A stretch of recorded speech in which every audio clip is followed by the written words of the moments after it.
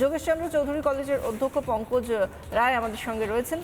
আপনাকে স্বাগত জানাবো স্যার। এবং যেভাবে আমরা একটার পর একটা ক্ষেত্র দেখছি, যে ক্ষেত্রগুলো শুধু বঞ্চনা পেয়েছে পশ্চিমবঙ্গের মানুষ এই এতগুলো বছর ধরে, বিশেষত 15 বছরের তৃণমূলের সরকারে, সেই জায়গা থেকে আজকে যে বাজেট, সেখানে শিক্ষা, চাকরি এবং অন্যান্য সমস্ত দিকে দিশা থাকার সম্ভাবনা, আপনার কি প্রত্যাশা রয়েছে?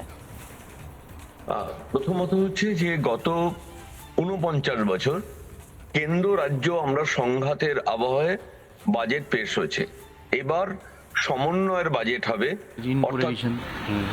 অবশ্যই করে চাইবো আমরা ভারতবর্ষের যশস্বী প্রধানমন্ত্রী নরেন্দ্র মোদীজি, রাজ্যের মুখ্যমন্ত্রী শুভেন্দু অধিকারী মহোদয়ের নেতৃত্বে এখানে যে হচ্ছে আমাদের আজকের যে বাজেট পেশ হবে সেটা জনমুখী বাজেট হবে, মানুষের কল্যাণে হবে, শিল্পে প্রভাব থাকবে, তার শিল্পায়ন হবে, কর্মসংস্থান হবে।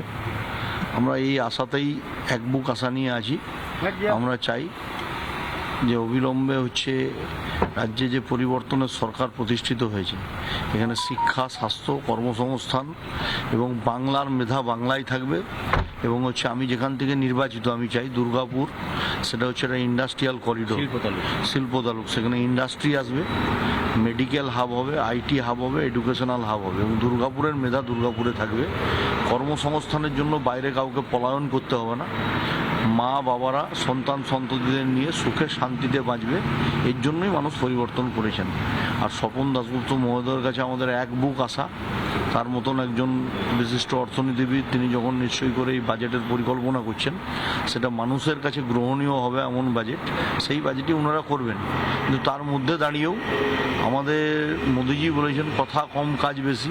কারণ হচ্ছে যে এখানে আজকের দিনে দাঁড়িয়ে আপনাকে অনুভব করতে হবে 34 বছরের একটা বামফ্রন্ট সরকার, তার সাথে 16 বছরের এই 15 বছরের তৃণমূল সরকার, যারা মাটি মানুষের কথা বলে ক্ষমতায় এসেছিলেন, তাদের আমলে হচ্ছে মা আক্রান্ত হয়েছে, মাটি রক্তাক্ত হয়েছে, মানুষ দিগ্ভ্রান্ত হয়ে গেছে। তাই এই পরিবর্তনের সরকারের সময় আমাদের একটাই আশা যে বাংলা আবার নতুন করে সোনার বাংলা হবে। তার জন্য প্রত্যাশা মানুষের অনেক বেশি, প্রত্যাশা পূরণ করাটাই আমাদের কাছে হচ্ছে সবথেকে বড় চ্যালেঞ্জ।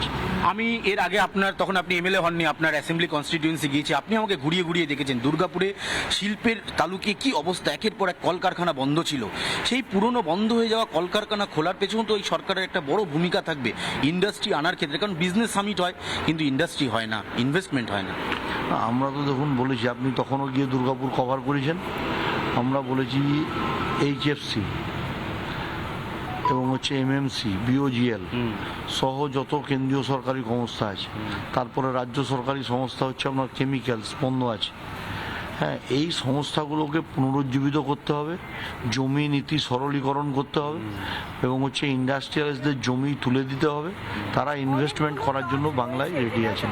আমার কাছে অন্তত আজকেই আমি যখন যিনি দুর্গাপুর পূর্বর বিধায়ক, বিজেপি বিধায়ক, তিনি বলছেন যে বিষয়গুলো অনেকগুলো কাজ রয়েছে এবং এই কাজগুলো সব মিলিয়ে এই সমস্ত কিছু এক জায়গায় করে তবে পশ্চিমবঙ্গকে কিছুটা হলেও এগিয়ে নিয়ে যাওয়ার জায়গায় নিয়ে যাবে। পঙ্কজবাবু রয়েছেন আমাদের সঙ্গে। পঙ্কজবাবু, আমরা প্রত্যেকের কাছেই একটা বিষয় শুনতে পাচ্ছি, কমন ফ্যাক্টর, যে অনেক খারাপ জায়গায় চলে গিয়েছে, তলানিতে চলে গিয়েছে পশ্চিমবঙ্গ। সেই চ্যালেঞ্জটা এই সরকারের কাছে রয়েছে যে তাকে টেনে আগে তুলতে হবে, তারপর তো উন্নয়ন।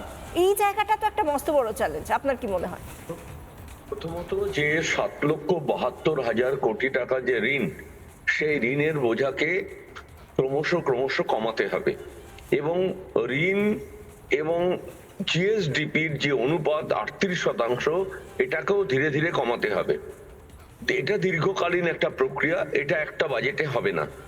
দ্বিতীয়ত যে বিষয়টা, যে শিল্পের যদি তালুক আমরা বলি, যে দুর্গাপুর, কল্যাণী, হাওড়া এবং আমাদের যে এমএসএমই সংখ্যার নিরিখে পশ্চিমবঙ্গ সর্বোচ্চ, আবার রুগ্ন এমএসএমই সংখ্যার নিরিখেও আমরা সর্বোচ্চ।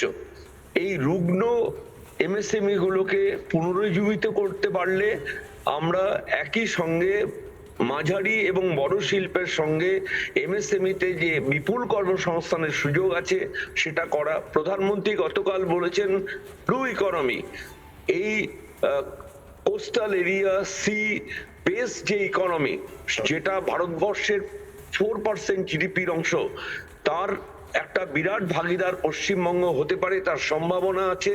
সেই সম্ভাবনাকে এক্সপ্লোর করতে হবে, উন্নয়নটাকে ত্বরান্বিত করতে হবে। কর্মসংস্থান, শিক্ষা, দুর্নীতি এটা অতীত।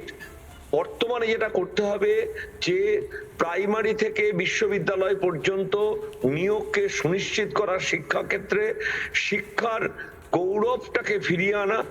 অন্যদিকে যে বিপুল পরিমাণ সরকারি ক্ষেত্রে শূন্য পদ আছে, সেগুলোকে দ্রুততার সঙ্গে পূরণ করতে হবে।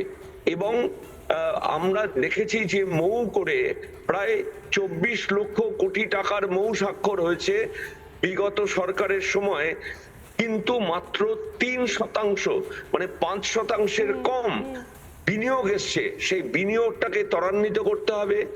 সিঙ্গুর, টাটাকে সিঙ্গুর থেকে যে বিতরণ করা হয়েছে, যার ফলে পশ্চিমবঙ্গের প্রতি শিল্প বিমুখ একটা ধারণা শিল্পপতিদের মধ্যে তৈরি হয়েছিল। শুধু টাটা শিল্পপতি ফিরে আসার নয়, মধ্যে স্যার, আপনি দিয়ে যদি দেখেন তাহলে বাংলার মানুষও কোথাও গিয়ে বোধহয় এইটা অ্যাকসেপ্ট করে নিয়েছেন যে আমাদের রাজ্যে আর কিছু হওয়ার নয়, আমাদের রাজ্যে আর শিল্প আসবে না। সেই জায়গা থেকে তাপস রায় শিল্পমন্ত্রী হওয়ার পর থেকে বলেছেন টাটাকে ফিরিয়ে আনা আমার প্রথম কাজ।